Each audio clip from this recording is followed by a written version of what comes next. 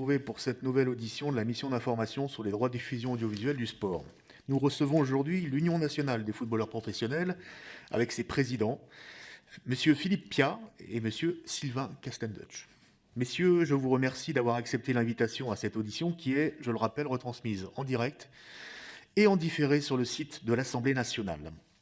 Nul besoin de présenter l'UNFP, qui représente depuis 1969 les joueurs de football professionnel et regroupe aujourd'hui plus de 90% des joueurs évoluant en France. Il faut aussi préciser que vos fonctions vous permettent de siéger au conseil d'administration de la Ligue de football professionnel. À ce titre, vous avez suivi de près la préparation de l'appel d'offres de 2018, puis les événements qui se sont déroulés depuis l'été 2020. Nous souhaiterions donc connaître votre point de vue en tant que représentant des joueurs sur ce qui s'est passé et sur ce qui peut encore se passer et voire évoluer. Sans plus attendre, je vous cède la parole pour un propos liminaire d'une dizaine de minutes. Vous voyez tous les deux comment vous répartissez la parole, ça peut être un petit peu plus. Il sera suivi d'un échange bien évidemment de questions et de réponses avec notamment notre rapporteur Cédric Roussel. Je vous cède la parole. Monsieur Piat, pour commencer ? Oui.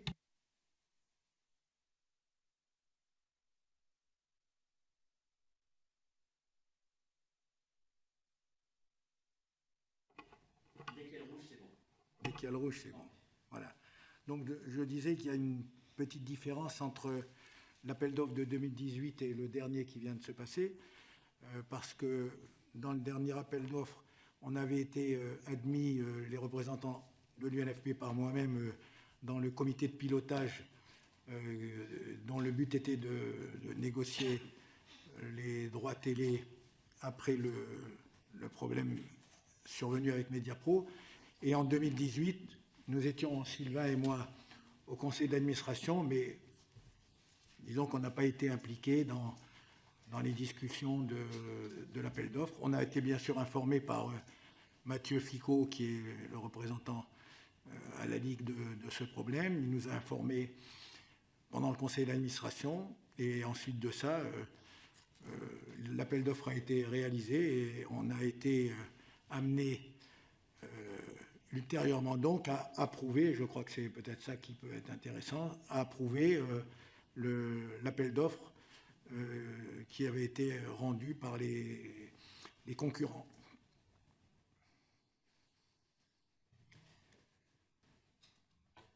Vous voulez poursuivre, Monsieur Castendutch ? En fait, voyez, un tout petit complément sur ce que vient de dire Philippe. En fait, ça illustre bien la place, ou plutôt la non-place qu'on avait jusque-là, puisque je vous ne surprendrai pas en vous disant que les dirigeants considèrent que la dimension économique et la dimension justement de gestion des droits télé, jusqu'à il n'y a pas longtemps, ne concernait pas forcément directement les joueurs ou les acteurs en général. Donc c'était un peu la chasse gardée des dirigeants, que ce soit ceux de la Ligue, mais évidemment encore un peu plus au niveau des clubs. Donc c'est vrai que le fait que Philippe vous dise qu'on a été présent, il a été présent après au nom de l'UAF, qui est l'Union nationale l'Union des acteurs du football. On a obtenu une place dans ce comité de pilotage pour le dernier appel d'offres, encore une fois, ce qui n'était pas le cas pour 2018 et Mediapro. Donc c'est important quand même à la fois d'avoir en mémoire cette évolution. Et puis c'est vrai que, comme l'a dit Philippe, en 2018, on a été assez passif sur la mécanique et sur le dossier, sachant qu'on a été informé juste au titre d'administrateur quand il fallait voter ou prendre des décisions. Tu veux commencer les questions ? C'est vrai Oui. Allez. Bonjour messieurs. Bonjour messieurs. Donc merci de votre présence, puisque donc on a pu, au travers d'autres travaux de l'Assemblée nationale, notamment dans le suivi de la crise, avoir des échanges donc ensemble concernant d'autres, on va dire, composantes économiques de la structuration des clubs professionnels de football, en tout cas concernant la partie, on va dire, charge. Et c'est peut-être, j'ai envie de dire, cette première question vers laquelle je voudrais avoir votre avis sur, en tout cas, l'évolution des discussions, puisque très vite, la crise sanitaire, indépendamment de la crise Mediapro, a fait valoir donc des problèmes déjà de trésorerie très court terme de la part des clubs professionnels du point de vue de aujourd'hui la structuration et du modèle économique actuel qu'on évalue justement au travers de cette mission et notamment l'impact de la crise Mediapro sur ce modèle-là. Mais on parle aussi, et c'est l'objet de la mission, c'est pour ça que je voulais peut-être commencer par ça pour dire que le cadre est plus général que cela, c'est aussi sur des réflexions en termes d'évolution, déjà de votre appréciation des choses sur l'évolution déjà des droits TV, mais pas que, aussi l'évolution des autres composantes économiques. D'où cette question en fait, parce que c'est un peu long ce que je dis, mais je vais aller droit au but, c'est le salary cap. C'est quelque chose qui a été évoqué par certains présidents de clubs. Ça a donné lieu, je crois, à une rencontre entre la LFP et l'UNFP, je crois, début de l'année 2021, me semble-t-il, mais vous me rectifierez si ce n'est pas le cas. Et je voulais savoir où en était, j'ai envie de dire, la discussion, et on parle bien d'un dialogue social ici, suite à cette crise sanitaire, mais qui a été, à mon avis, et ce dialogue est revenu aussi devant la table, avec les conséquences de la crise Mediapro, en tout cas plutôt du défaut de Mediapro.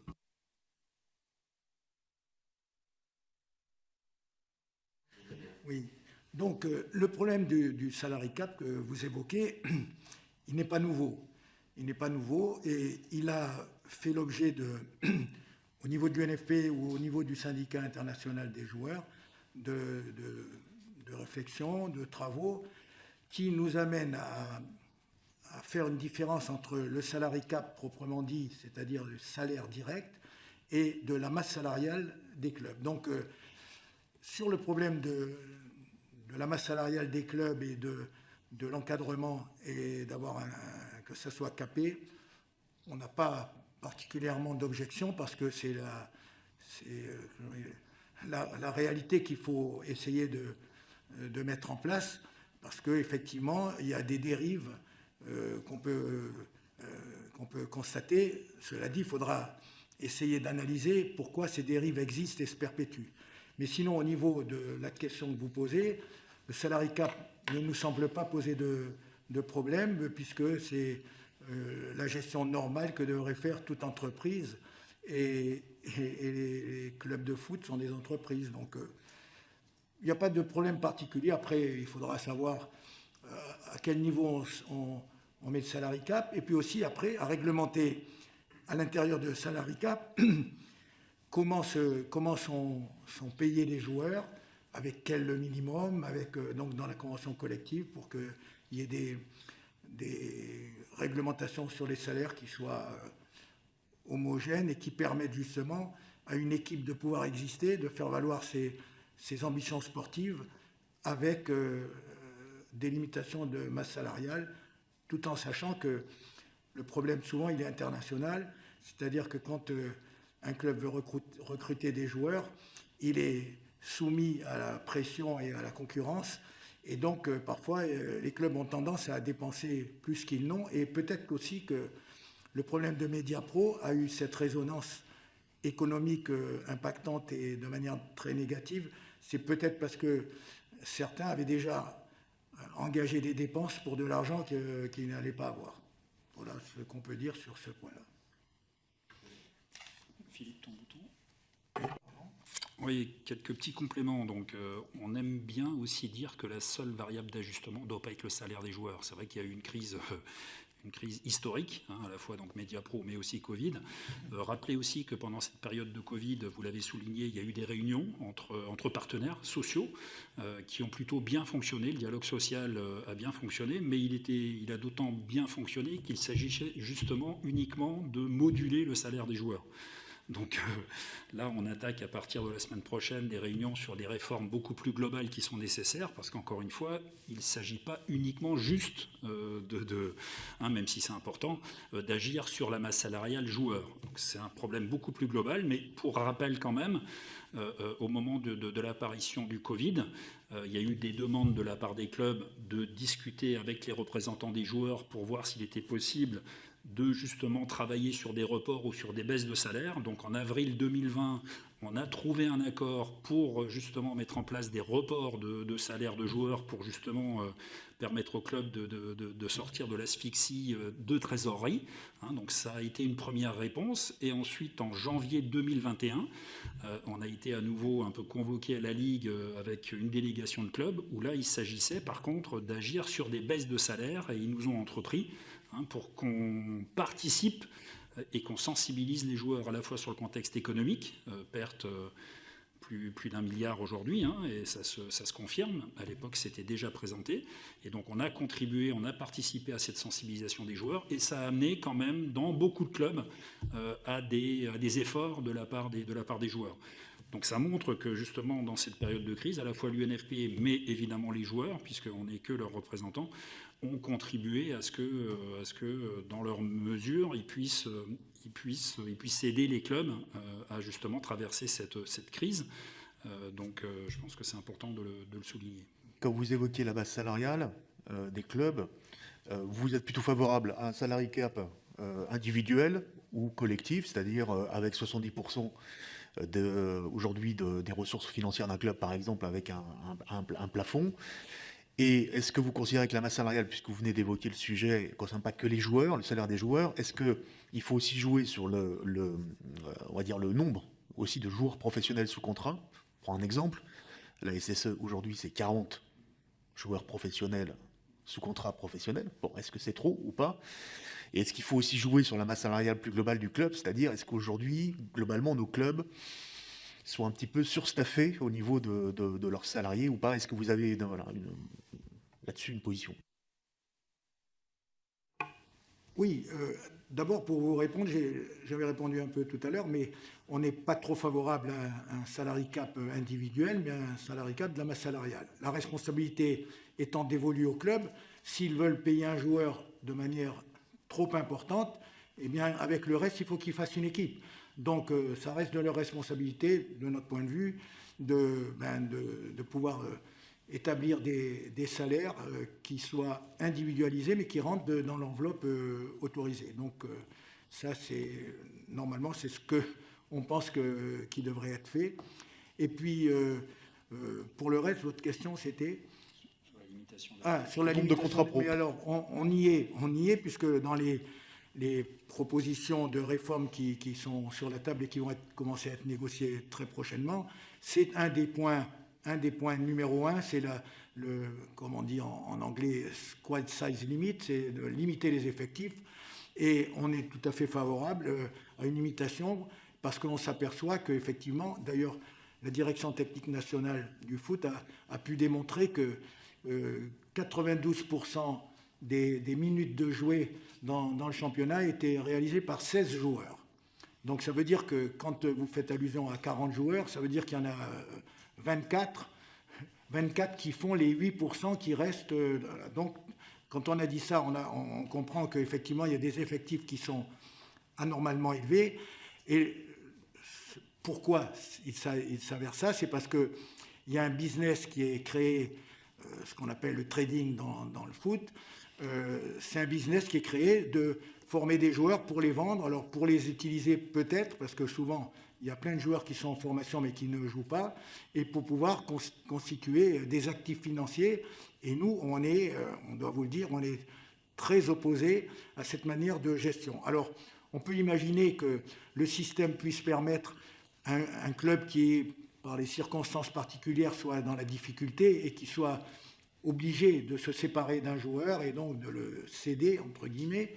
Mais en faire une politique, ça, nous considérons que c'est très mauvais pour le football. Ça lui fait porter un risque important parce que pour pouvoir vendre des joueurs, il faut les avoir sous contrat. Pour les avoir sous contrat, on est obligé de leur proposer des prolongations, voire imposer des prolongations en les menaçant de ne pas les faire jouer. Et ensuite de ça, pour espérer les vendre, donc c'est un espoir. Et donc en amont, il a fallu avoir les joueurs sous contrat, les augmenter, donc augmenter la masse salariale, les charges sociales. Et ce n'est pas très certain qu'en vendant un joueur l'année suivante, ça vienne compenser les dépenses qu'on a fait en amont pour pouvoir avoir la latitude de les vendre. Donc c'est un sujet très complexe, mais qui demanderait vraiment d'aller au fond des choses pour faire les constats et les calculs pour savoir si vendre des joueurs, en dehors du fait que c'est quelque chose qui devrait être condamnable et condamné, parce que récemment, on nous interrogeait sur les droits de l'homme à propos de la Coupe du Monde au Qatar. Alors, je fais une petite digression, mais à la Coupe du Monde au Qatar, pour nous dire est-ce que vous allez conseiller à vos joueurs de boycotter la Coupe du Monde parce que les droits de l'homme ne sont pas respectés au Qatar. Je crois qu'on doit pouvoir dire que dans le foot, les droits de l'homme ne sont pas respectés, parce que quand il y a un président de club qui lève la main et qui dit « moi, mon joueur, je ne le vends pas à moins de 50 millions, moins de 60 millions », je pense que avant d'aller voir ce qui se passe au Qatar, on pourrait déjà voir ce qui se passe dans le foot.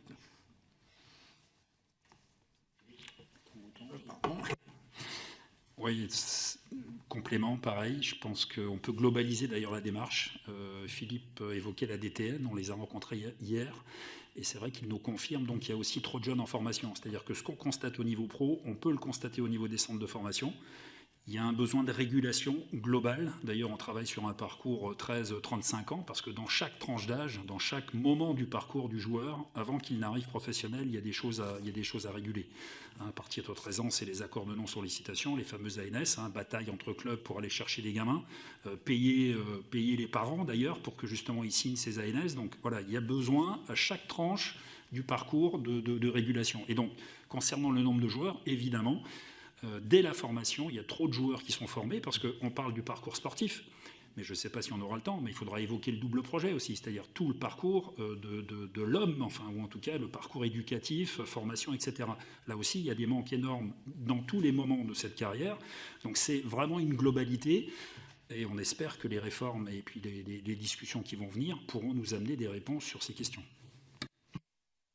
Là, concrètement, donc, il y a un groupe de travail, on comprend, qui, donc, au sein de la LFP, dont vous faites partie, pour travailler sur des réformes. Sur ce sujet, donc salary cap, est-ce qu'il y a une deadline, un objectif de date, pour qu'il y ait une concrétisation de ce dispositif, donc qu'on comprend qui est collectif, donc j'ai envie de dire un peu peut-être similaire à celui qui peut exister au rugby ou pas. On peut avoir juste des pistes de réflexion ou pas, plus précises ou pas. Oui, en termes de date déjà, est-ce que ce sera pour la saison prochaine, vous pensez? Alors, de toute façon, le calendrier qui est prévu... Il faut le bouton. Ah oui, 2023. Le calendrier qui est prévu, c'est d'avoir 3 réunions avant décembre, pour que ça soit éventuellement voté. De toute façon, l'application, elle pourrait se faire qu'à partir de 2022, de juillet 2022. Cela dit, il faudra probablement prévoir, alors il ne faut pas anticiper les résultats de ces discussions, mais après il faudra il faudra prévoir une période transitoire, parce qu'il y a déjà des salaires des contrats de travail qui sont émis, qui sont en cours, et donc il faudra trouver une période transitoire qui soit suffisamment souple, c'est pas pour dire de le différer, mais qui doivent s'adapter aux réalités pour qu'à terme, cette disposition, elle s'applique en totalité. Voilà. Donc on a le calendrier, c'est 3 réunions d'ici décembre, en espérant que sur les 4 sujets, parce qu'il y a 4 groupes de travail qui ont été constitués, dont la gouvernance aussi qui est importante et dont Sylvain est partenaire de ce groupe de travail, et il nous semble que la place des acteurs devrait être au moins validée ou en tout cas améliorée si possible. Une application à partir de 2023, ça vous paraît possible? Ah ben oui. Non, c'est ce que nous disait Jean-Marc Micheler, sur le fait qu'il y a eu quand même un petit décalage dans l'application de la réforme, quoi. Non, mais c'est vrai que, quoi qu'il arrive, bon, peut-être au juillet 2022 pour l'exercice 22-23, mais bon, c'est pas certain, parce qu'il y a des délais, notamment dans la convention collective, qui gère le football professionnel, dont les modifications doivent intervenir avant le 31 mars de chaque année. Donc c'est pas certain en s'étant mis d'accord en mois de décembre, que ce soit déjà dans les détails, parce que, comme tout le monde sait, le diable est dans les détails, et mettre en place des modifications telles que, peut-être vous allez en parler, du contrat de 3 ans à 5 ans, c'est pas si simple parce que, comme on le dit toujours, ça suffit pas de barrer le 3 et de mettre 5, ça constitue des prolongations, des choses très, très mêlées, complémentaires, et donc même avec la volonté d'aboutir, c'est pas si simple. Pour terminer sur ce sujet masse salariale, il y avait eu des discussions, voire des colères de M. Castenduch, il y a 2 ou 3 ans, concernant donc des velléités d'allongement de la durée du premier contrat pro. Au motif, je me rappelle, puisque c'est une discussion qu'on avait pu avoir dans d'autres cadres de travaux, ici à l'Assemblée nationale, où, je vais dire, c'était plutôt l'absence de dialogue social, en tout cas de communication et de dialogue, qui était plutôt pointé du doigt. Sur ce point-là, qui est un point qui a été soulevé à l'occasion d'autres auditions encore, là, donc, dans le cadre de cette mission-là, où en est le dialogue et est-ce qu'il y a des avancées, est-ce qu'il y a un compromis qui a été trouvé? En fait, on se met seulement en ordre de marche. Donc, il y a les dimensions discussion au niveau des groupes de travail instaurés par Vincent Labrune, président, et Arnaud Rouget, directeur général de la Ligue, qui mettent en place des groupes de travail. Et il y a la commission paritaire qui, elle, est un peu le creuset justement de ce dialogue social au niveau du football pro. Donc, ça va se mener en parallèle. Jusque-là, on souffrait très sincèrement de la présence de 2 syndicats d'employeurs, puisqu'ils viennent de s'unir il n'y a pas longtemps. Ça se met seulement effectivement en place. Donc pendant toutes ces années, en fait, nous, on était en volonté même de discuter avec eux. Le problème, c'est que quand vous avez d'un côté les présidents de Ligue 1 et de l'autre côté les présidents de Ligue 2 qui viennent en ordre dispersé, avec des idées différentes, avec des volontés différentes, des ambitions différentes, forcément, nous, représentants des joueurs, c'était un dialogue de sourds, en fait, puisqu'on n'avait pas en plus difficultés supplémentaires en face de nous, les décideurs. Il n'y a rien de péjoratif, mais quand Philippe et moi nous déplaçons, on peut acter des choses au nom des joueurs, parce qu'on est légitime et parce qu'on a ce pouvoir-là. Quand on a en face de nous des représentants des employeurs qui sont moins légitimes et qui doivent eux-mêmes encore derrière convaincre les présidents de club des discussions qui ont eu lieu, vous voyez toute la difficulté en fait de ce dialogue social. Donc ils sont en ordre de marche, a priori, foot uni. Donc on va, ça y est, le calendrier des réunions à la fois au niveau des groupes de travail, comme vous l'a dit Philippe, jusqu'à fin décembre, mais aussi de la commission paritaire. Il y a un calendrier d'une réunion tous les mois sur une journée, donc il y a une vraie volonté de se retrouver autour de la table et puis d'avancer, parce que tout le monde est conscient qu'il y a un vrai besoin. On est vraiment à un virage historique, et si jamais les choses n'avançaient pas, on perdrait, je pense, une occasion unique. Ok, on va avoir l'occasion de leur poser la question aussi, parce qu'ils vont être auditionnés lors de cette mission. Je reviens sur l'affaire Mediapro, sur la remarque que vous avez faite dans vos propos liminaires, dans lequel vous précisiez que vous n'étiez pas associé donc, au comité de pilotage de 2018. Il y a eu une demande d'un audit qui a été formulée par un des présidents de club et qui a été discutée au conseil d'administration suite à cette affaire, pour justement comprendre, un peu comme on le fait ici d'ailleurs. Le conseil d'administration l'a refusé. Est-ce que vous faites partie du conseil d'administration? Est-ce que vous étiez favorable à cet audit demandé par le président du PSG, je crois, ou pas? Lors des débats qui ont suivi l'appel d'offres et la réponse à l'appel d'offres, nous étions bien sûr représentants au conseil d'administration en tant que représentants des joueurs, et on nous a présenté les offres. Il y a eu une intervention d'un avocat, M. Virli, qui a fait un exposé sur l'appel d'offres, comment il avait été présenté et comment il avait abouti. Il y a eu, moi je ne me souviens pas qui aurait posé la question de savoir si c'était sécurisé et que s'il n'y avait pas de doute. Il me semble, moi en tout cas, me rappeler qu'il avait donné des explications assez claires qu'il n'y avait pas de souci à se faire.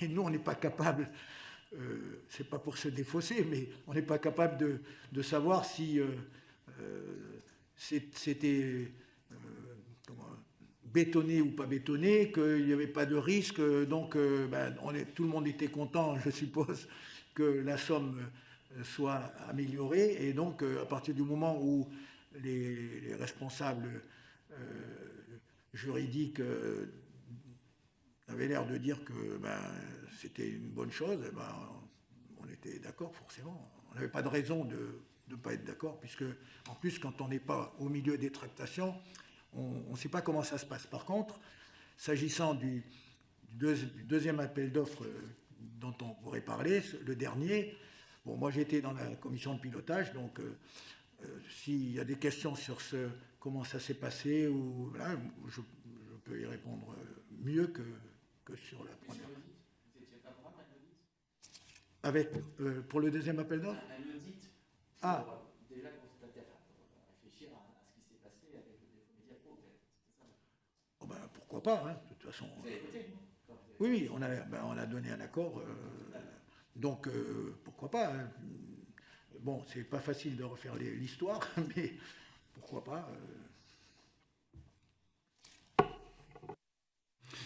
Oui, non, c'est vrai que de refaire les matchs, c'est évidemment important, parce que ça, enfin, en tout cas, ça peut être important quand il y a un tel échec. Je pense qu'il faut en effet comprendre et puis analyser. Après, c'est vrai que ce qui est intéressant aussi, c'est à la fois de se projeter et puis de, nous concernant en tout cas, de participer davantage et être au cœur du système. Donc ça permettra en effet de voter en meilleure connaissance de cause et puis d'avoir des positions qui permettront justement de placer les joueurs avec des votes qui seront plus éclairés que ce qu'ils n'étaient avant. Parce qu'il y avait obligatoirement une forme d'opacité et c'était, je vous le disais au départ, la chasse gardée des présidents de club. Oui, donc ce que vous dites, c'est en lien certainement avec les travaux, cette réflexion sur la gouvernance dont vous parliez. Quelle est votre, enfin en tout cas les demandes d'évolution de la part de l'UNFP si on parle de ce sujet de gouvernance? En tout cas, les sujets sur lesquels vous souhaitez discuter. Bon, il y a une chose qui a été identifiée, c'est que diriger avec 25 personnes, on peut considérer que c'est un peu trop. Donc, il y a eu plusieurs avis qui se sont fait connaître en disant qu'il fallait réduire le conseil, voire à 19 personnes ou à 17. Et donc, pourquoi pas? Parce qu'effectivement, pour prendre des décisions, quand on est trop, c'est moins facile parce qu'il y a des interventions qui se multiplient et puis qui ne permettent pas d'avoir des idées un peu plus concises, un peu plus claires. Donc, c'est sur le tapis ou sur la table de réduire le conseil. Alors, moi, ce que je peux imaginer du conseil, mais bon, c'est assez compliqué, c'est qu'il faudrait qu'il y ait plus d'indépendants dans le conseil d'administration, peut-être plus d'acteurs aussi, mais bon, c'est plus un intérêt de notre organisation, mais plus de personnalités qualifiées et d'indépendants. Pourquoi? Parce que les membres du conseil d'administration qui représentent les clubs, ils sont amenés à prendre des avis et des votes sur les questions qui se posent pour la gestion des clubs. Et on peut imaginer que quand ils votent, qu'ils prennent des décisions, ils ont quand même un petit peu dans l'esprit et dans leur tête, est-ce que c'est bon pour mon club ou est-ce que c'est pas bon pour mon club? Donc on peut dire que quelque part, l'objectivité, elle n'est pas à 100%. Et ce qu'on peut remarquer aussi, c'est le corollaire de ça, c'est que ceux qui ne sont pas, les présidents de clubs qui ne sont pas dans le conseil d'administration, on peut imaginer que ça les affaiblit parce qu'ils ne sont pas au fait des questions et ce n'est pas eux qui votent l'application. Alors, une fois qu'on a dit ça, c'est pas facile de dire on va faire un conseil d'administration que d'indépendants, mais ça serait bien que les indépendants, donc les personnalités qualifiées, elles jouent un rôle peut-être un peu plus élevé que ce qui se passe. Et puis nous aussi, parce que nous, on n'a pas de demande particulière que seulement que le football professionnel se porte bien. D'ailleurs, dans nos discussions, jamais on aborde les questions salariales des joueurs. Il y a la convention collective, il y a des minimums qui sont, pour un premier contrat professionnel, de l'ordre de 3 000 € par mois. je crois que ça fait des années qu'on n'a pas essayé de dire, d'ailleurs on devrait le faire, mais augmenter le minimum des salaires. Donc ce n'est pas quelque chose qui est dans nos revendications. Les revendications, c'est que nous, on estime que dans le sport, dans le foot, on est là depuis longtemps, on connaît tout ce qui se passe, et peut-être qu'on a un avis qui n'est pas plus mauvais que ceux des clubs. Et donc voilà, si vous voulez, la réponse qu'on peut faire sur à la fois la composition du Conseil et quelles sont les lacunes auxquelles peut-être il faudrait remédier. Mais bon, encore une fois, c'est pas facile parce que tout le monde veut y être, tout le monde peut avoir le droit d'y être. Et à un moment donné, c'est toujours pareil, quand on dirige quelque chose, il faut prendre des décisions, même si elles ne plaisent pas à tout le monde, il faut qu'elles soient prises pour le bien collectif. Mais c'est ça souvent le fond du problème, c'est le bien collectif. Pareil, quelques petits compléments. C'est vrai qu'on s'est un peu focalisé sur le conseil d'administration, mais il y a en fait au départ un président et un directeur général. D'ailleurs, les statuts de la Ligue ont évolué ces dernières années, parce que justement il y avait besoin de clarification des responsabilités. D'ailleurs, le dossier Mediapro a amplifié cette difficulté entre la présidente de l'époque et le directeur général. Donc on ne va pas revenir là-dessus, c'est juste pour vous dire qu'en effet, il faut déjà considérer quels sont les pouvoirs du président et du directeur général. Il y a une assemblée générale aussi de la Ligue. D'ailleurs, dans celle-ci, on s'est bagarré il y a quelque temps pour avoir un infime pourcentage, parce que jusqu'à il n'y a pas longtemps, on figurait pas, on n'était pas votant à l'Assemblée générale. Donc ils nous ont accordé 2% de voix. Donc là aussi, il faut regarder, est-ce que c'est juste, est-ce que ça marche, comment ça fonctionne.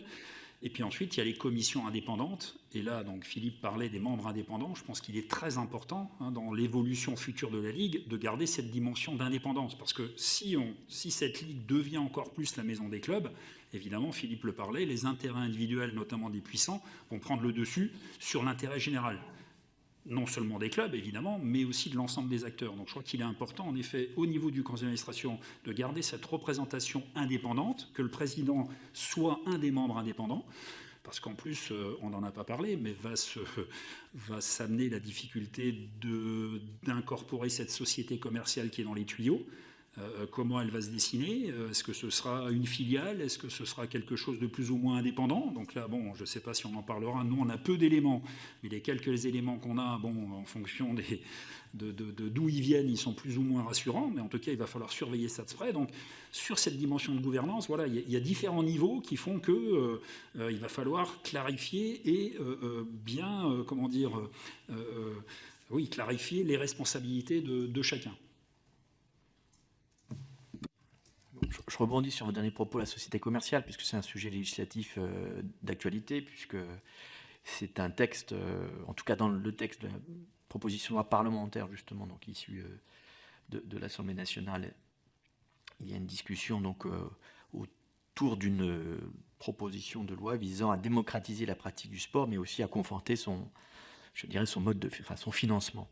Et notamment, il a été sujet, effectivement, j'étais rapporteur de ce titre-là, donc c'est pour ça que j'en parle d'autant plus tranquillement, de proposer justement un cadre d'une éventuelle société commerciale qui serait initiée par une ligue professionnelle de sport ou une fédération d'ailleurs, pour qu'il y ait en tout cas qu'il n'y ait pas une dénaturation de l'objet, de la nature même du bien dont il s'agit, c'est-à-dire le sport en chorale. Donc sa diffusion est un bien commercial, mais assez particulier. Donc je ne sais pas si vous avez suivi ce texte, je pense que oui, puisque vous avez été, il me semble, auditionné. Mais en l'état tel qu'il a été voté, cet encadrement, est-ce qu'il vous rassure pour aller dans le sens des questions que vous aviez? Voilà. Si vous avez un commentaire. Effectivement, on a bien suivi ce qui s'est passé. Les dispositions, de sécurisation, à savoir un pourcentage important de la société commerciale serait la propriété des clubs, ce qui empêcherait éventuellement des abus. Mais la question aussi pourrait se poser, pourquoi utiliser une société commerciale pour des pour des actions qui peuvent être ou qui ont été faites aussi par la Ligue. Par exemple, si on confie les droits télé à une société commerciale pour les valoriser, est-ce que ça change si c'était la Ligue qui ferait comme elle l'a fait, peut-être en embauchant des salariés peut-être plus pointus, si c'est possible, pour négocier ces droits télé, puisque la loi, pour l'instant, elle confie à la Ligue la centralisation des droits télé.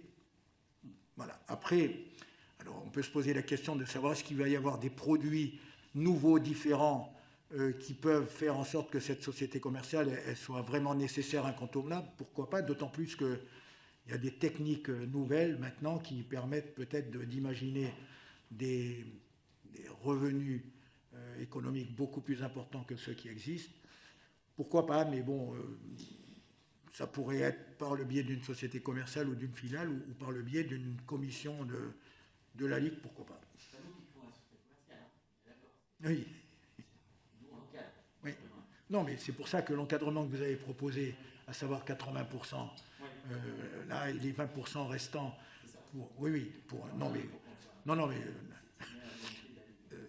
nous savons bien qu'il y a des garanties qui ont été préparées.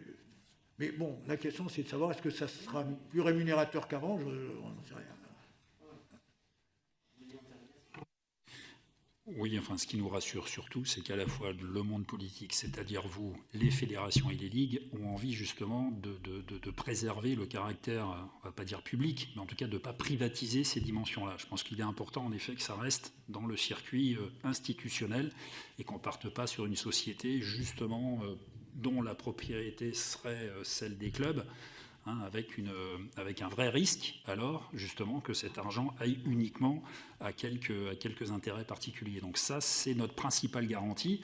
Après, en effet, dans les détails, on va voir comment ça va vraiment se monter. En tout cas, la tutelle fédération-ligue sur cette société commerciale, elle est vitale. Il ne faut surtout pas sortir de ça, parce que sinon, là, on va encore une fois, je pense, au-devant de grandes difficultés, et surtout, encore une fois, de captation de quelques puissants sur des fonds qui doivent être quand même qui doivent être partagés, collectifs, et qui débordent d'ailleurs largement le cadre du football pro, puisqu'on est aussi sur des dimensions multidisciplinaires, voire sur du financement avec cet argent du sport amateur et au-delà. Donc évidemment, il faut absolument préserver ça. Il a été évoqué par certains acteurs qu'on additionnait une demande de réflexion sur l'allongement de la durée de commercialisation des droits TV. Donc, pareil, de 6, 8 ans. En tout cas, aujourd'hui, elle est actuellement, de par la loi, 4 ans maximum. Et de pouvoir donc l'apporter et donner cette possibilité de l'apporter à 6 ou 8 ans. Ce n'est pas une obligation, mais en tout cas, j'aimerais avoir votre point de vue là-dessus. Pourquoi pas? Il y a des avantages et des inconvénients, parce que les inconvénients, c'est de contracter pour une période longue, et donc sans savoir s'il y a des évolutions ou des opportunités qui pourraient faire que dans le futur, les droits qu'on aurait négociés pourraient être évalués et ne pourraient pas l'être, puisque la durée du contrat serait longue. Cela dit, il y a aussi des avantages, c'est que pour permettre à ceux les diffuseurs notamment, de pouvoir avoir une politique à long terme, pour le bien du foot aussi, sur le plan technique, sur le plan des programmes, etc. Donc ils peuvent être aussi une source d'intérêt. Donc, why not, pourquoi pas?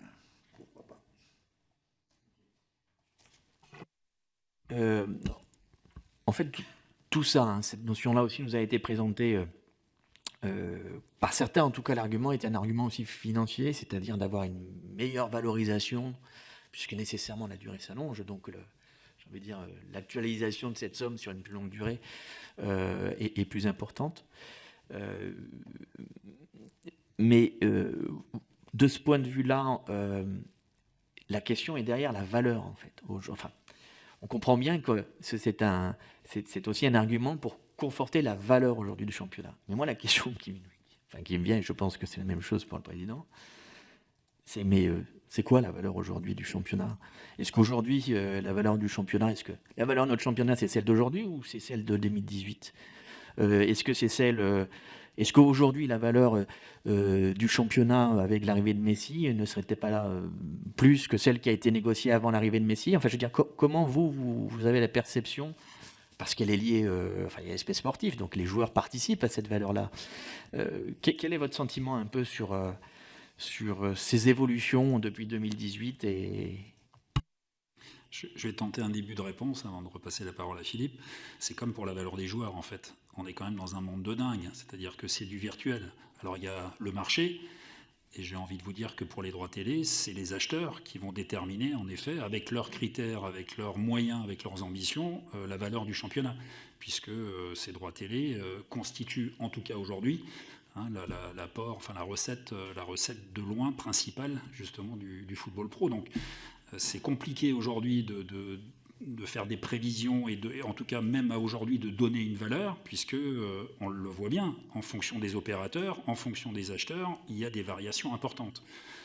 Donc je vois pas comment on peut répondre autrement qu'en vous disant que ça va dépendre encore une fois du marché. Mais c'est vrai que s'il y avait une régulation possible, la visibilité à moyen terme ou à long terme, elle est en effet intéressante et importante.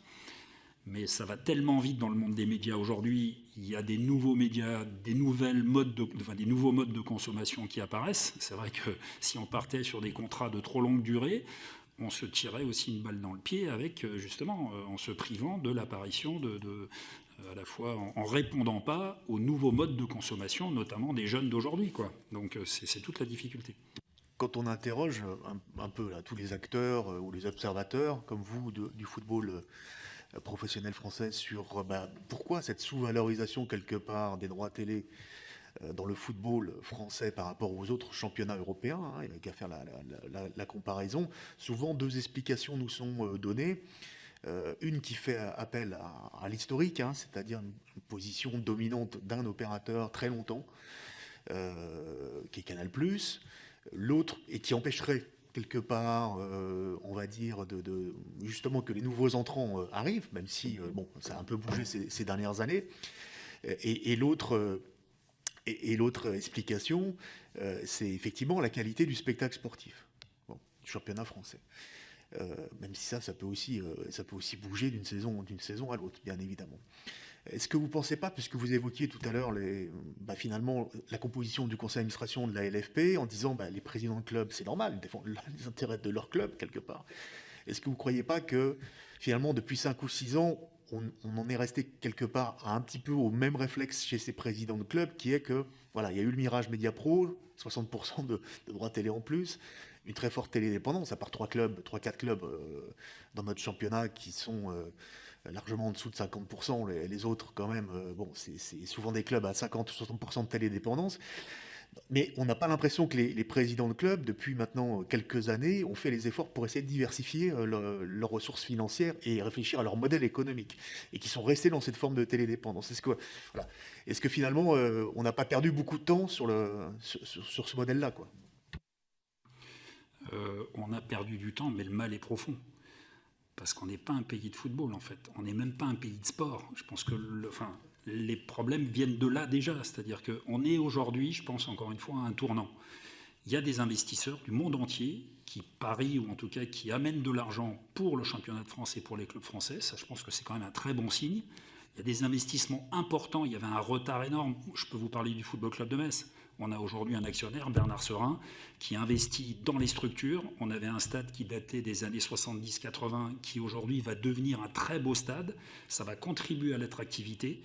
Le camp d'entraînement, c'est pareil. Depuis 50 ans, les choses n'avaient pas bougé. Aujourd'hui, les joueurs disposent d'un centre d'entraînement magnifique. Tout ça, je vous dis ça pourquoi, c'est un exemple, et on peut le multiplier dans tous les clubs. Il y avait un besoin de restructuration, ou en tout cas d'amélioration et d'investissement dans les structures. Je pense que ça, c'est vraiment en cours de route. Donc ça peut nous rendre optimistes, parce que justement, c'est ce qui va contribuer à la fois les stades, mais aussi la meilleure préparation des joueurs, à ce que justement le spectacle sportif soit meilleur. Et c'est la base, en fait, vous l'avez souligné, hein, c'est vrai qu'on a du retard par rapport à l'Angleterre, par rapport à l'Allemagne, moins par rapport à l'Italie, parce qu'eux-mêmes souffrent justement de structures qui sont en très mauvais état. Et je ne vous parle pas de l'Espagne, où là aussi, on peut comparer ça avec l'Angleterre et l'Allemagne. Donc je pense qu'on est en train de rattraper ce retard-là. Après, sur les recettes, évidemment, et ils en sont conscients, mais le problème, c'est si vous n'amenez pas les supporters au stade, si vous les dissuadez même de venir au stade parce qu'il y a des difficultés d'accès, parce que les stades ne sont pas assez confortables et il n'y a pas assez de propositions de recettes, à la fois match day, mais aussi des recettes plus globales tout au long de l'année, forcément, vous ne pouvez pas diversifier vos recettes et vos ressources. Donc il y a, je pense, une vraie prise de conscience. Vous le voyez, il y a des présidents de clubs aujourd'hui qui annoncent des plans de transformation, des plans d'amélioration. Et la Ligue, et Vincent Labrune, je pense le premier, a annoncé dans son programme qu'en effet, il fallait travailler la diversification. Donc après, il faudra faire aussi attention aux fonds qui éventuellement, enfin au fond, je ne parle pas des fonds au sens propre, mais en tout cas de l'argent qui va venir et qui va permettre de diversifier justement ces recettes.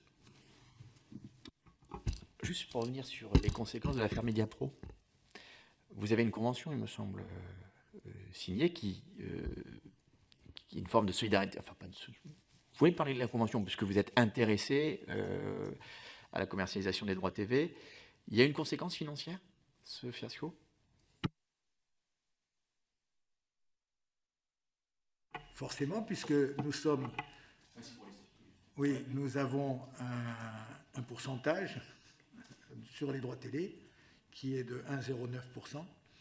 Et donc, on a été impacté de manière importante et considérable par rapport à notre budget et le fait que nous avons 50 salariés. Et donc, on a été impacté comme tout le monde, malheureusement, et de manière importante. Voilà, donc ça, c'est la réalité. Après, la question pourrait être de savoir pourquoi 1,09%, pourquoi pas plus, pourquoi pas moins. La question pourrait se poser, mais il nous semble que, compte tenu des actions sociales qu'on fait, elles sont très nombreuses, ça paraît justifié de pouvoir bénéficier de cette manne. D'ailleurs, si on se replonge dans le journal officiel de la République d'il y a quelques années, quand c'était Jean-François Lamour qui était président, ministre des Sports, l'Assemblée a pu se pencher là-dessus et valider que même dans le fait que les clubs aient récupéré leurs droits, mais les ayant confiés à la Ligue, il était normal et incontournable et nécessaire que nous ayons cette redevance qui était fixée à l'époque à 1%, et on peut le retrouver dans les minutes du journal officiel de la République.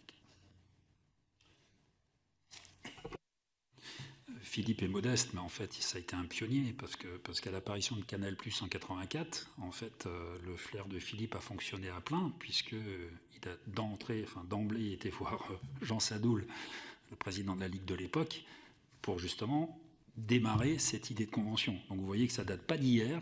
Philippe a été le pionnier, justement, en pressentant qu'en effet, il allait y avoir des ressources. Et justement, on a capté une partie de ces ressources pour les remettre à disposition des joueurs. Si vous voulez, on vous démontrera si besoin, mais en tout cas, ça peut être intéressant. Et en tout cas, nous, ça nous intéresse de faire l'exercice justement pour légitimer cet argent qui nous revient. Philippe parlait d'action sociale, mais il n'y a pas que ça. On va développer encore davantage un plan de transformation sur l'éducation, la formation, etc. Donc voilà, on est en position aujourd'hui à la fois évidemment de prouver la légitimité de cet argent, mais surtout de le revendiquer au bénéfice de la place des joueurs et des représentants des joueurs, à la fois sur les dimensions de gouvernance, on en a parlé, mais aussi sur le retour qu'on leur fait pour justement les accompagner tout au long de leur carrière, parce que ça démarre à 16 ans, et on en retrouve certains à 50, 55, 60 ans, voire plus, qui ont eu des difficultés et qu'on continue à soutenir et à aider. Pour revenir sur ce que vous venez de dire, et tout ce que vous venez de dire, où on entend parler de gouvernance, j'ai entendu parler de personnes qualifiées, j'ai envie de dire de compétences. Voilà. Là, donc on parle précisément du foot, mais on a pu l'évoquer, on voit qu'il y a, j'ai envie de dire, un peu besoin de muscler le jeu, j'ai envie de dire, et d'avoir donc un apport de compétences, parce que là, on parle dans l'affaire des droits TV de deux mondes, du monde audiovisuel et du monde sportif, qui n'ont pas les mêmes, peut-être en tout cas, objectifs, et puis qui ne sont pas composés de la même chose, et peut-être des mêmes expertises. On voit aussi qu'il y a besoin peut-être de plus de transparence. Enfin, je dis ça parce que, je ne sais pas, vous avez l'air de dire que vous n'étiez pas associé, c'est pas l'air de dire, vous n'étiez pas associé au comité de pilotage, qu'on vous a donné des informations, vous les avez prises. Enfin, ça ressemble plus à un syndic de copropriété qu'à un syndic, qu'à un club de réflexion partagée. On voit qu'il y a des impacts financiers. Vous venez de le dire, vous en avez subi aussi. Et puis, parce que j'espère que vous n'avez pas dû, en tout cas, licencier, ou en tout cas, il y a une perte d'emploi, mais il y en a en tout cas l'affaire Mediapro du côté de la chaîne elle-même et d'autres filières. Donc tout ça, ça amène aussi à une casse sociale dans laquelle il n'est pas forcément question que le contribuable français paye et soit, j'ai envie de dire, le payeur in fine par un manque de responsabilité, par exemple, de Mediapro, puisqu'à ce jour, je ne crois pas que Mediapro ait exprimé le fait qu'ils allaient notamment donc respecter et payer le PSE et financer. Donc, je veux dire, c'est une responsabilité qui n'inclut pas que les acteurs du sport, qui va bien au-delà. Donc, du coup, cette réflexion de dire, mais plus dans un sens, non pas de contrôle strict, mais d'embarquer un peu une réflexion collective avec une stratégie, bien sûr, un objectif commun, le développement du sport, donc du football, du sport et de tous les sports, et aussi pour le plus grand nombre. Je pense ici aussi notamment à des objectifs en termes de sport féminin, de sport pour tous, mais pas que, et toutes les disciplines. On voit en termes de droits TV, notamment avec le basket, hand, volley, les difficultés, les réflexions profondes qu'il y a en termes de choix, de stratégie audiovisuelle. Est-ce que ça n'amène pas à une réflexion où on aurait, j'ai envie de dire, une réflexion d'ensemble au travers d'une autorité, d'un conseil, du sport professionnel de manière générale, et qui puisse faire le lien justement entre, j'ai envie de dire, donner une stratégie d'ensemble aussi, voire un suivi d'ensemble, et développer d'autres formes de solidarité entre disciplines, aussi, comme je disais, et d'ailleurs ce serait intéressant d'avoir votre avis sur le développement aussi, s'il y a de plus en plus de joueuses dans votre syndicat également. Voilà, est-ce qu'un conseil supérieur du sport professionnel quelque part, qui allierait aussi des personnalités issues peut-être du monde politique, pourquoi pas, j'en sais rien, mais qui soit vraiment un conseil inclusif.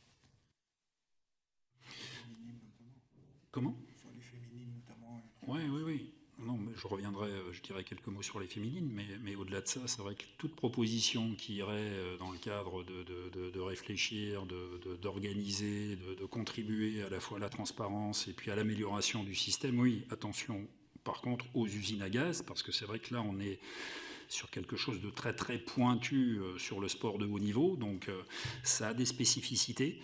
Qu'on ne peut pas, et il n'y a rien de péjoratif, mais qu'on ne peut pas forcément partager, ou en tout cas qu'il faut, dont je dirais les décisions ne doivent pas être trop diluées, parce que ça appartient vraiment à un tout petit microcosme, donc attention à ça. C'est vrai que, encore une fois, par contre, on est ouvert, nous, évidemment, à participer à la création, pourquoi pas, de ce conseil que vous évoquez. Je vous dis, est-ce que ce sera une solution ou une des solutions pour permettre de prendre de meilleures décisions sur le très haut niveau, j'en suis pas sûr, mais en tout cas, ça a le mérite de se tenter. Donc on sera évidemment, nous, complices, favorables, évidemment. Et puis, sur le football féminin, ou en tout cas sur le sport féminin en général, d'ailleurs, je suis vice-président de l'AFNAS, qui est justement l'association des sports collectifs masculins et féminins. Très bon président. Comment ? Très bon président, Vincent Gérard, aussi. Oui, voilà. Donc Vincent Gérard est un des vice-présidents aussi de la FNAS. Donc on est sur ce dossier évidemment du statut des filles, parce que dans le foot, dans d'autres disciplines, c'est mieux déjà, puisqu'il y a eu une création de ligue, etc. Dans le foot, on en est loin. Il y a une réflexion à la fédération aujourd'hui, parce que les filles n'ont pas de convention collective, n'ont pas le statut pro, hein, c'est du fédéral aujourd'hui, donc il y a une vraie réflexion qui est en cours, et on est moteur, nous, justement, de permettre aux joueuses d'avoir un vrai statut, de tendre vers le statut professionnel, avec, encore une fois, des droits qu'elles n'ont pas aujourd'hui. Et je vous parlais de structure tout à l'heure, c'est vrai que là aussi, il y a un retard considérable dans les structures qu'on peut proposer aujourd'hui aux filles, en dehors de 2-3 clubs de très haut niveau, hein, qu'on connaît, mais sinon, pour toutes les autres filles, il est très compliqué aujourd'hui d'exercer cette... c'est pas encore une profession, mais en tout cas, ça y ressemble quand même beaucoup, de par ce statut mixte, mais en tout cas, il faut améliorer ça, c'est certain, et donc, il y a un vrai chantier. Au niveau du foot, c'est en route. Il y a d'ailleurs un groupe de travail à la fédération qui va se monter, hein, la DTN nous l'a dit hier, justement, pour réfléchir à tout ça, et pourquoi pas, alors c'est peut-être un scoop, mais de créer une ligue féminine au niveau du foot. Ok. Je voudrais qu'on parle du DIC, puisque du droit à l'image. D'une part parce qu'on était également co-rapporteur d'une loi d'évaluation de la loi, enfin, une mission d'évaluation de la loi Braillard, dans laquelle on a pu constater que ce dispositif était peu usité, en tout cas particulièrement par le foot, en comparaison par rapport à une autre discipline qui est le rugby. Donc il y a un groupe de travail, à la demande en tout cas du président de la République, qui en tout cas une volonté de vouloir travailler sur son évolution, son adaptation, en tout cas le rôle peut-être faire en sorte qu'il soit plus utilisé, encore plus opérationnel, puisque c'est une demande qui lui est montée de tous les acteurs. Donc de ce côté-là, dans vos travaux multiples, est-ce que ce sujet fait partie aussi d'un groupe de travail actif auquel vous participez? Est-ce que vous avez des points à nous dire, et des points notamment qui relèveraient des points législatifs ou réglementaires? Il n'y a pas en ce moment un groupe de travail qui se penche sur ce dossier-là. Alors, pour vous dire qu'effectivement, d'ailleurs, on a eu l'occasion d'échanger ensemble, pour vous confirmer que nous n'avons jamais essayé de mettre des bâtons dans les roues pour la dernière loi qui nous a semblé être franchement une usine à gaz. Et donc c'est pour ça probablement qu'elle n'a pas pu prospérer. Et si on fait la comparaison avec le DIC, qui avait ses inconvénients, on l'a vu, puisqu'il a été supprimé, compte tenu que les financements étaient basés surtout sur le budget du sport. Et donc ça a capoté, mais personnellement, moi je pense que le DIC était une chose pas mauvaise. En dehors du problème du financement, c'était ce qui nous semblait le plus facile à utiliser, et avec les objectifs à atteindre qui devaient être bons. Donc si vous voulez savoir notre point de vue, c'est que si on pouvait remettre le DIC en place, on pense que ça serait mieux que ce qui est maintenant.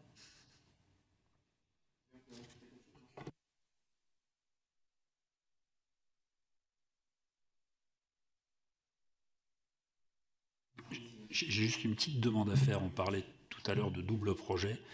On va avoir une difficulté sur le contrat de 5 ans, c'est que comme il va être signé prématurément, aujourd'hui la convention de formation dans les centres de formation, sur les contrats de formation, garantissent un double projet. En tout cas, il y a une forme d'obligation pour le club de proposer une scolarité ou une formation. La grosse crainte que j'ai, si on accepte en fait les signatures prématurées à 16-17, même si pour ces âges-là, voilà, peut-être la difficulté elle est un peu moindre, mais moi, mon inquiétude, c'est qu'il n'y ait plus de double projet derrière, et que quand on sait de toute façon la signature du premier contrat pro n'est pas en tout cas une finalité, et surtout ne garantit pas une durée de carrière suffisante pour justement acquérir un statut et puis faire en sorte que la reconversion ou la suite soit un peu moins défavorable. J'ai une grosse crainte sur la réalité du double projet, voire du triple projet. Donc ce que je vous demande, c'est d'y réfléchir, parce que ce qu'on aimerait, nous, à l'UNFP, c'est attacher cette obligation de formation, de scolarité et de convention plus à un âge qu'à la nature du contrat. Vous voyez ce que je veux dire? C'est que comme c'est attaché aujourd'hui à la convention Buffet, je pense qu'il faut faire évoluer cette donnée-là et d'aller, même si les obligations sont toujours difficilement juridiquement contrôlables et puis surtout mises en place, en tout cas s'il y a une solution, il faut qu'on aille la chercher parce que ça garantira jusqu'à aller, on va dire idéalement 20 ans, une forme encore une fois de contrainte et d'obligation, parce que bien souvent, pour ces jeunes-là, il faut passer par l'obligation. Si on leur laisse le choix, la facilité, ce sera justement de se contenter d'être footballeur pro et de ne rien faire à côté. Et quand on sait aujourd'hui quelles sont les difficultés dans l'employabilité, quand justement il y a la cassure et l'arrêt de carrière, je pense qu'il y a un vrai enjeu à ce niveau-là. Et on a, nous, l'UNFP, on a un plan qui peut permettre justement d'assumer cette partie de double projet avec les clubs, avec les partenaires. On va mettre des moyens, quand on disait justifier ou légitimer notre argent, on a un plan qu'on pourra vous présenter justement sur cette éducation et sur la formation. Alors je me permets juste une petite remarque, mais justement qui sous forme d'une question. Dans 5-10 ans, la moitié des métiers auront disparu, etc. Donc je suis d'accord, à titre personnel, vous connaissez effectivement mon attachement au double projet, triple projet, et je comprends la logique de dire c'est plutôt, j'ai envie de dire, en début de carrière, etc., qu'il faut former. Mais je voulais savoir sur la reconversion surtout, puisque en plus une carrière, normalement 8 ans, 10 ans, etc., c'est-à-dire en 8 ans, 10 ans, déjà la perte de... Enfin, je veux dire, si on n'exerce pas, quel que soit le métier, si en plus l'évolution des métiers, donc je veux dire, on peut aussi être dans une situation où... Je pense que la formation, en fait, est de toute manière un très bon allié pour même la performance sportive pendant l'activité sportive du footballeur. Mais en fait, je m'interroge aussi sur le fait, est-ce que ce sera efficace lorsque le fait de ne pas avoir en fait eu de praticité ou peut-être l'évolution des métiers fait que est-ce qu'il ne faut pas mettre le paquet aussi sur l'alterci, c'est-à-dire la reconversion, sachant que c'est on va dire une intention nationale avec une formation tout au long de sa vie, j'ai envie de dire avec ses...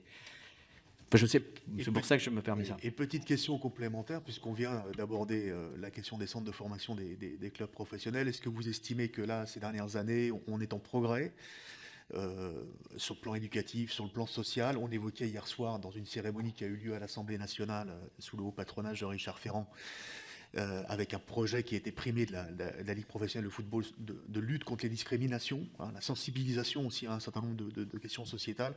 Est-ce que vous pensez qu'on est sur le bon chemin sur ces questions-là, qui sont parfois un peu sensibles, comme les violences sexuelles dans le sport? Voilà, on sait que c'est aussi dans les établissements scolaires qu'il faut faire cette sensibilisation-là.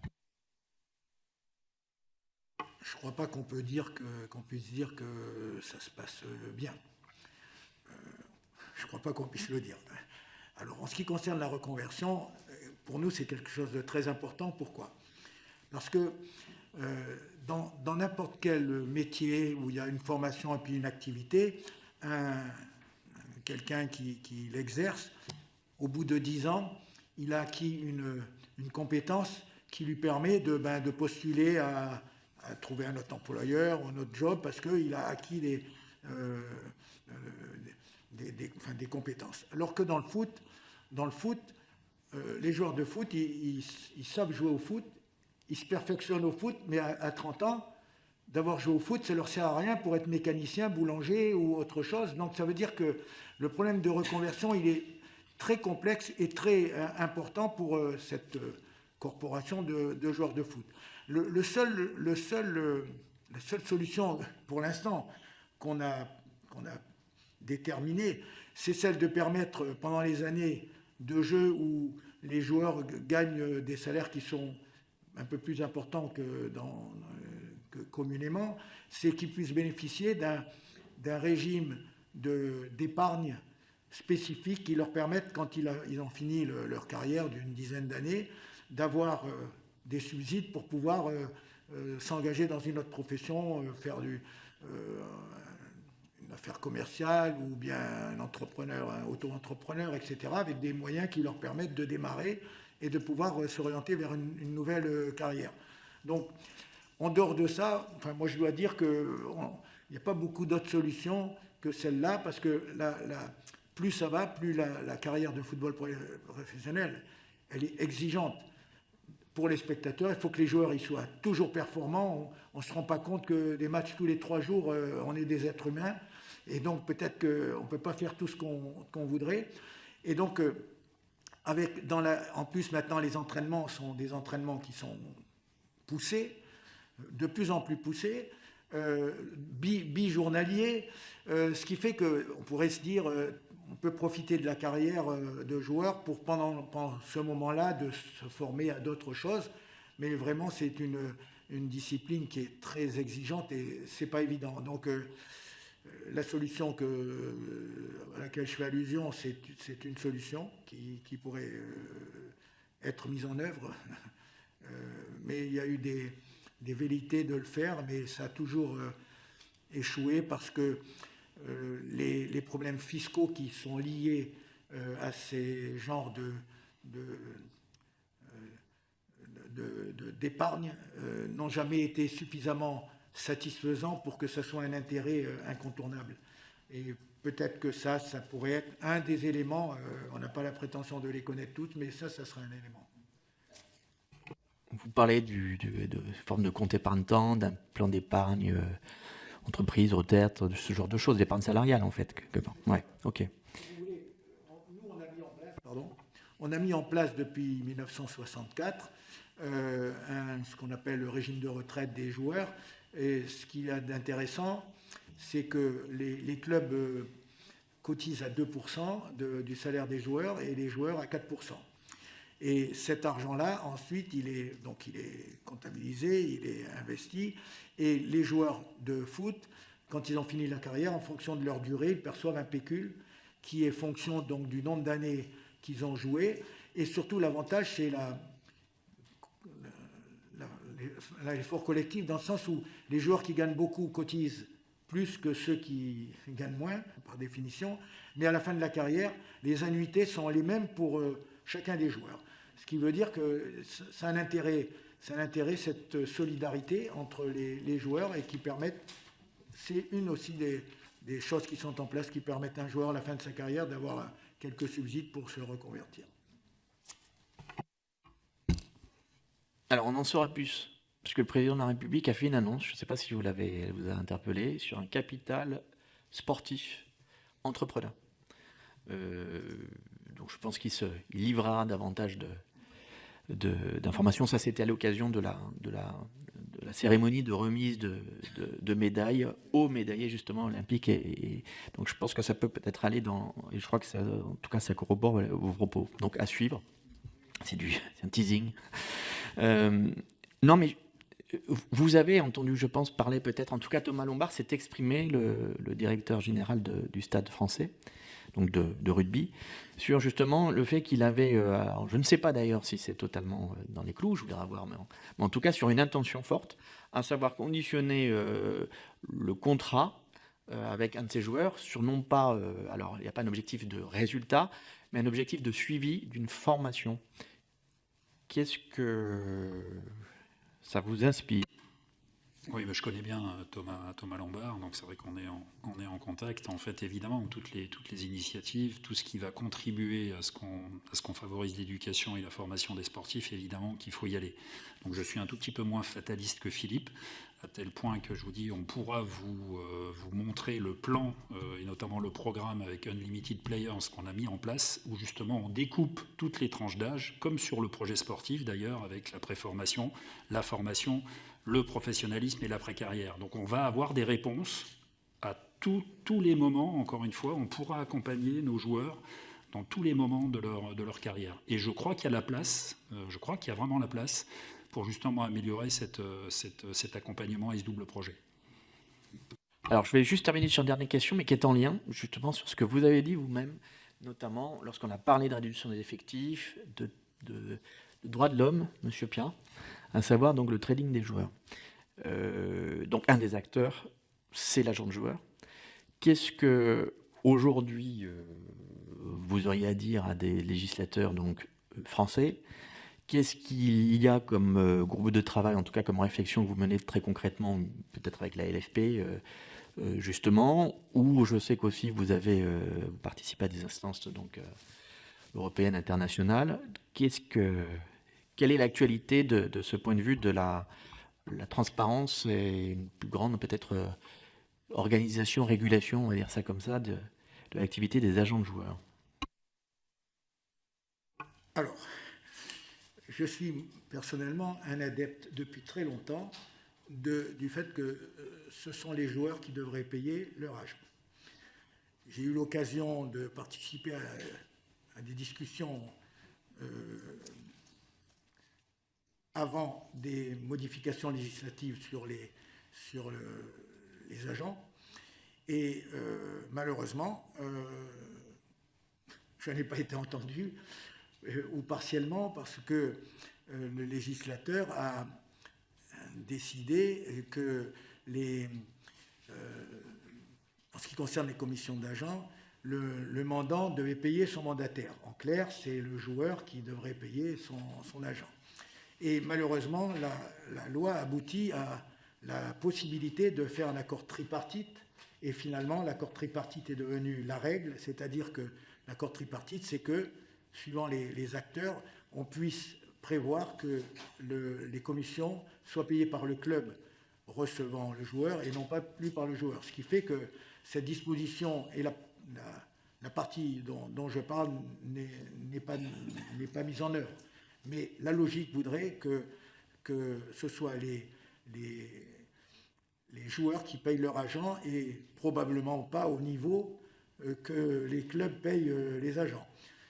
Voilà, donc sur cette question-là, le problème des agents, malheureusement, il n'est pas facile à contrôler parce que leur action ne se limite pas à ce qu'elle devrait être. Les agents sont aussi des pourvoyeurs de joueurs, parfois avec des destinations privilégiées parce que c'est leur intérêt qu'un joueur aille là ou là. Et la FIFA s'est penchée sur ce problème, a commencé à le réglementer un peu comme ça se passait avant, puisque pendant quelques années, elle n'a plus voulu s'en occuper. Mais les dispositions qui ont été élaborées par la FIFA ne sont pas du goût des agents. Ils ont donc commencé à engager des procédures judiciaires pour faire valoir qu'on ne pouvait pas limiter leur rémunération. Donc, ce n'est pas facile de vouloir apporter quelque chose, mais moi je pense que normalement, les joueurs devraient payer leur argent. Ça me paraît incontournable, mais malheureusement, c'est pas ça qui se passe. Vous connaissez et puis je pense que ça serait dans leur intérêt.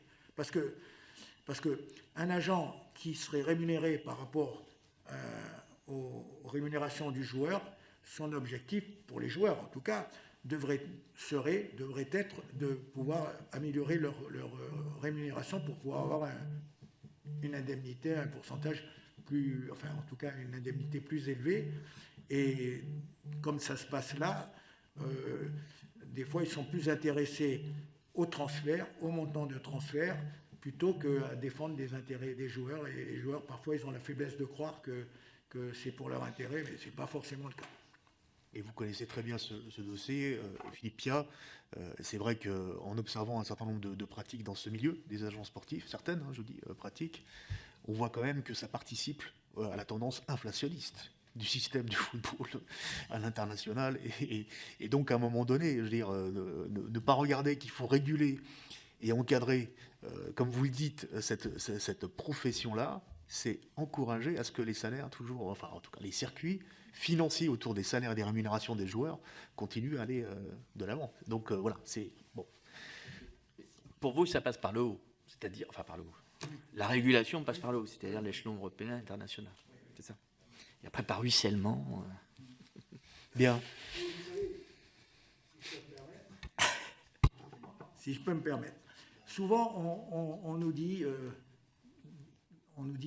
en France, on l'a dit, que finalement, ceux qui voulaient engager des réformes, en termes un peu plus vulgaires, ceux qui dégainent les premiers seraient affaiblis parce que les dispositions nationales qu'on mettrait en œuvre seraient sinon mal perçu, en tout cas pas favorable à la discipline nationale. Et je pense que c'est une mauvaise réponse. Il faudrait que les ministres des Sports français se concertent avec les autres ministres des Sports, italiens, allemands, de tous les pays les plus importants de foot, pour pouvoir avoir des réglementations collectives et non pas... parce que chacun renvoie la balle à... Oui, mais si les autres ne font pas comme nous... mais l'idéal serait que la responsabilité elle devienne collective des ministres des Sports pour pouvoir essayer d'obtenir des réglementations qui soient équilibrées pour l'ensemble des acteurs. Bien, messieurs. Merci, messieurs. Président, il me reste à vous remercier pour votre contribution à notre mission d'information parlementaire sur les droits télévisuels. Et puis, nous vous tiendrons bien évidemment informés. Il faut absolument que... Le rapporteur ayant un message à Oui. délivrer avant que nous clôturions. Oui, un message commun. Et très prospectif, puisque l'Assemblée nationale a lancé sa 11e consultation publique. Donc, c'est un fait pas si courant que ça, consacré justement donc à cette mission, à savoir, nous souhaitons interroger les Français, en tout cas tous ceux qui s'intéressent de près ou de loin au sport, qui le consomment, qui le regardent aussi, mais qui le consomment, enfin, sur une grande consultation sur notamment les droits TV sportifs, la manière dont ils regardent aujourd'hui, dont ils voudraient regarder, le coût, la régulation aussi, et j'avais dire le modèle de financement et la place du sport dans notre société. Donc ça, c'est une consultation qui concerne aussi les joueurs. C'est pour ça que je suis très content très content de vous le dire, et surtout si vous pouvez diffuser l'information auprès des joueurs, parce que leur avis nous intéresse aussi dans cette grande consultation citoyenne sur le site de l'Assemblée nationale. Voilà. Merci beaucoup.